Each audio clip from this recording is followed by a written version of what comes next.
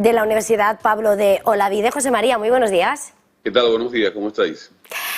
Bien, mirando esa cita marcada en el calendario desde hace muchos días, con esa expectativa de cuál va a ser la decisión del Consejo de Gobierno del Banco Central Europeo, parecía que el argumento de los 25 puntos básicos se consolidaba. Es verdad que fuentes del BCE han señalado en las últimas horas que sobre la mesa va a estar esa subida de 50 puntos básicos, mientras hemos visto al euro que perdía la paridad. Es verdad que ahora está en máximos de 2 semanas en ese 1,02 frente al dólar, pero con unas presiones crecientes en medio de esos datos de inflación, en medio de esa crisis energética que anticipa una situación más severa para los precios, para el consumo. ¿Qué es lo que vamos a esperar? ¿Cuál va a ser el discurso de mañana de Christine Lagarde? Yo creo que hay como 3 líneas posibles, ¿no? Y serán las que al final decidirán qué es lo que harán, ¿no? La primera es la inflación, que está en algunos países al 22%, sobre todo la parte más próxima a Rusia, ¿no? Y con unas expectativas muy altas, ¿no? Esto hará que los tipos, quizás el 0,25 no sea suficiente, ¿no? Para parar un poco las economías y mostrar claramente que las expectativas tienen que cambiar y que se quiere controlar. Por el otro lado, lo que has comentado del euro, ¿no? En la medida en que los tipos de intereses y el diferencial de tipos de interés de los activos norteamericanos con los europeos sea tan grande, lo normal es que los capitales fluyan a Estados Unidos y que aprecien el dólar y deprecien el euro.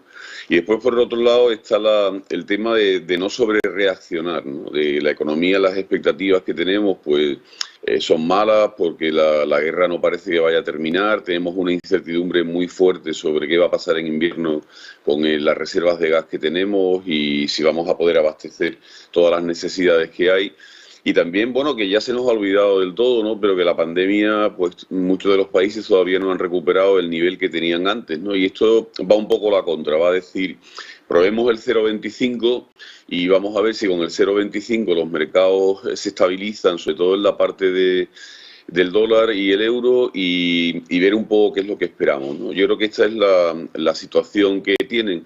Si, digamos, la gente que ve que los halcones, como se dice siempre, no quieren, anteponen el tema de la inflación, anteponen que el euro tiene que ser una moneda relativamente fuerte porque estamos todos los países muy endeudados, y con una moneda fuerte te financias mucho mejor que con una moneda débil, porque al fin de cuentas los fondos lo que van buscando es después recuperar su inversión, y si la recuperan en una moneda que el escenario es que se va a debilitar, pues lógicamente pierde atractivo, ¿no? Al margen del tipo de interés, ¿no?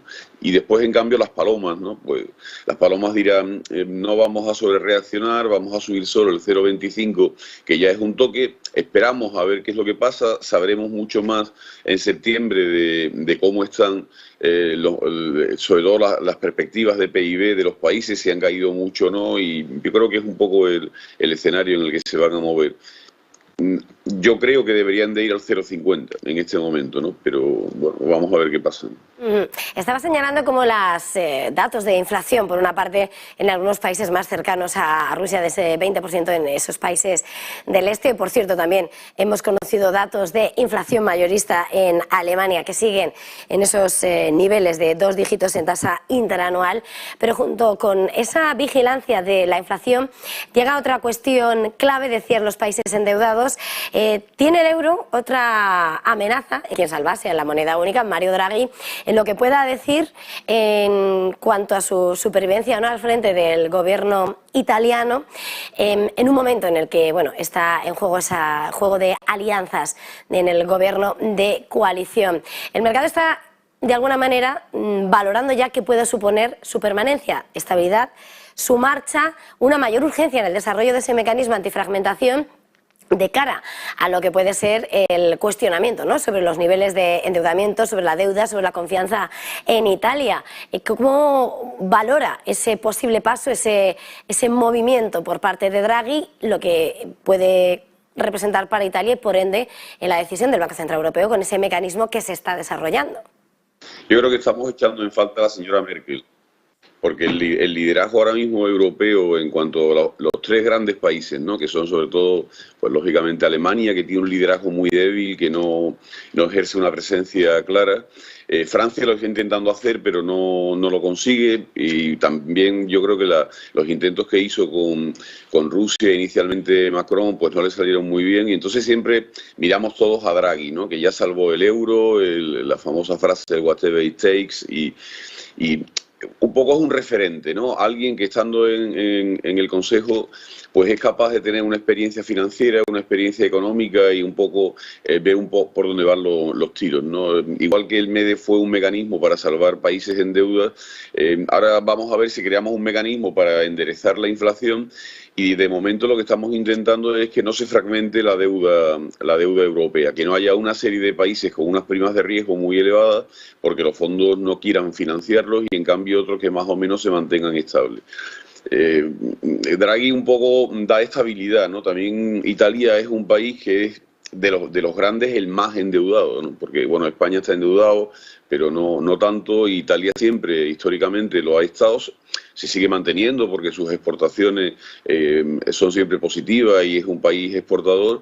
Y Draghi también un poco le podría dar y le ha dado estabilidad, ¿no? A la política monetaria. Si ahora, además, en un país tan fraccionado políticamente, gobierna una izquierda muy radical que no quiera reducir los déficits, que no entre un poco en lo que vamos a tener que entrar, que es en estabilizar unas economías ya inflacionistas, y ahora cueste lo que cueste, pues un poco va a perder una figura muy válida para afrontar el futuro, ¿no? Yo creo que eso es lo que un poco los mercados están temerosos, no solamente por Italia, que ya es importante, ¿no? Por su volumen de deuda y por el peso económico que tiene en Europa, ¿no?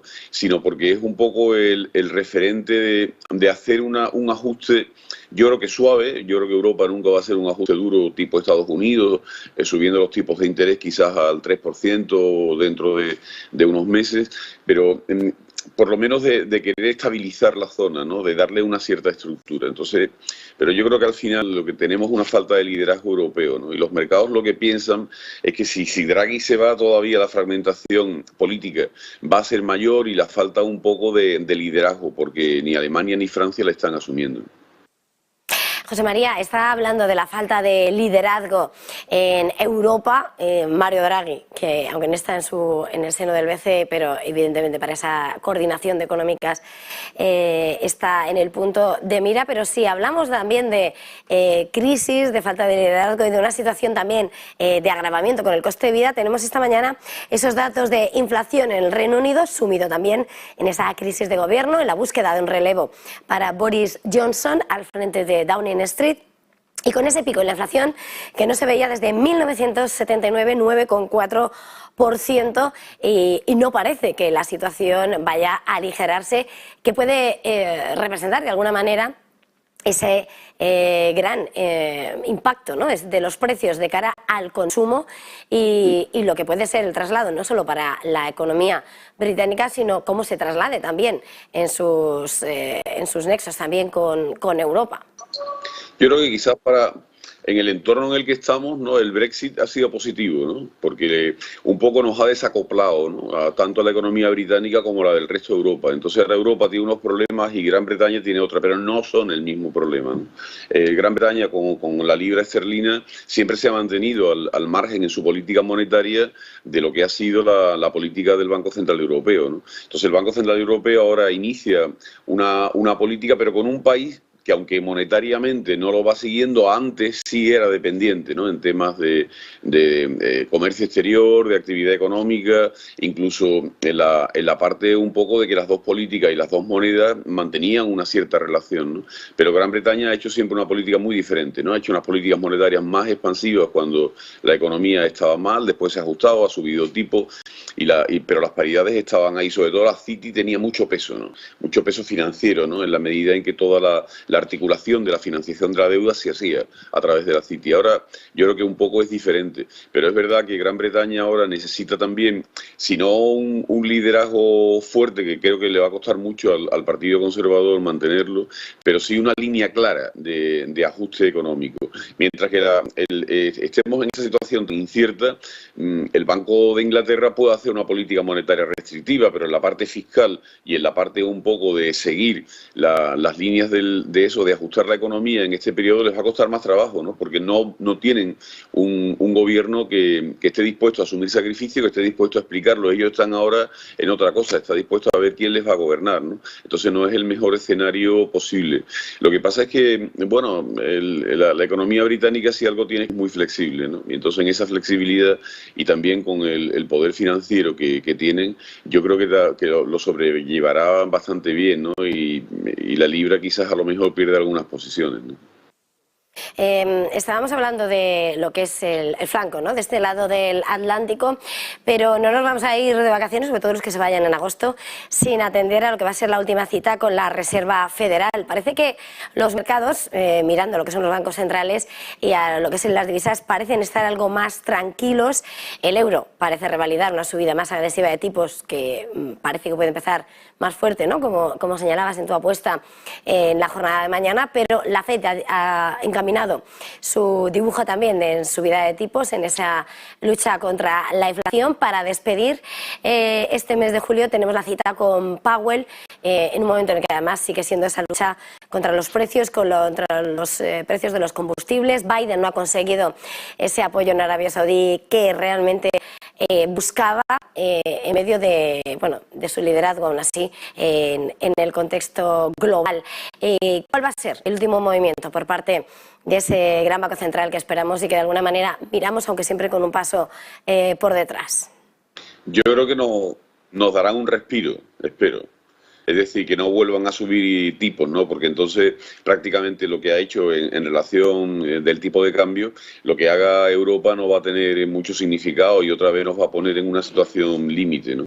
Lo que ocurre es que ellos tienen una inflación muy alta, ¿no? Están en pleno empleo, prácticamente la demanda ha seguido tirando fuerte y que tienen que frenar la economía. El problema es un problema de tener una demanda fuerte que impulsa los precios, impulsa la actividad económica. Por el otro lado, los precios te están subiendo y se están metiendo ya en unas expectativas ya casi, no voy a decir racionales, irracionales, pero son racionales realmente, ¿no?, de que los precios van a seguir subiendo el año que viene, que se van a tener que negociar salarios y toda una serie de rentas al alza.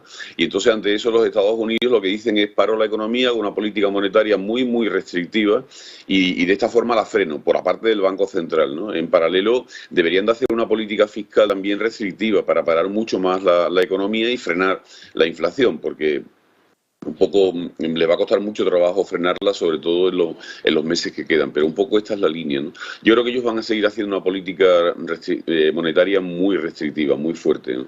Si la hacen ahora, a final de julio, o le dan un respiro al euro a ver cómo se estabilizan en verano, pues bien.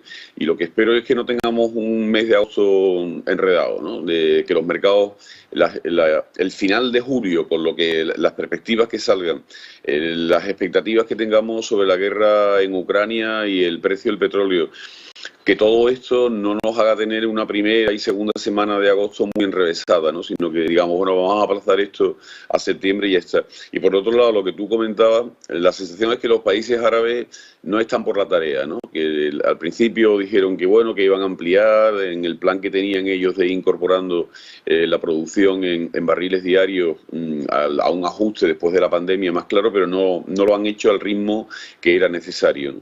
Y quizás porque ellos están diciendo, bueno, el mundo occidental siempre me ha dicho que iba a cambiar de energía, que el petróleo no era necesario, que los combustibles fósiles se iban a dejar y ahora me piden ayuda, ¿no? Y entonces lo que quieren es pues vender el máximo posible. De todas maneras, los datos también, que no lo hemos comentado, de China, pues no han sido buenos, ¿no? Y si China para su economía, si Estados Unidos hace una política más restrictiva y también se para, por el bloque europeo vamos a hacer lo mismo, quizás a lo mejor Gran Bretaña espera un poco más, pero lo que vamos a tener es una restricción en la demanda y también esa demanda agregada que que se va a venir abajo, pues lógicamente va a hacer que la demanda de petróleo se reduzca y entonces los precios se van a reducir, ¿no? Quizás lo que vaya a tardar un poco más es que se traduzca esa caída del precio del barril a los combustibles, ¿no? Y esto que nos ayudaría un poco a frenar más la inflación y abordar el último trimestre del año y el primero del año siguiente, al menos con unas expectativas de inflación un poco más en lo que estábamos antes, ¿no? Yo, tener expectativas del 2% para el año que viene es imposible, pero que tuviéramos unas expectativas del 4, del 4,5, por debajo del 5%, ¿no? Quizás ese es el objetivo de expectativa que deberíamos de tener para 2023 y a ver si podemos en 2024 pues ya estabilizarnos en esa idea que tenemos todos de que el 2% es la expectativa normal, pero nos va a costar mucho trabajo. Bueno, pues lo iremos viendo. Muchísimas gracias una vez más, José María Oquín, catedrático de Economía de la Universidad Pablo de Olavide, por acompañarnos aquí en Negocios Televisión. Feliz jornada y hasta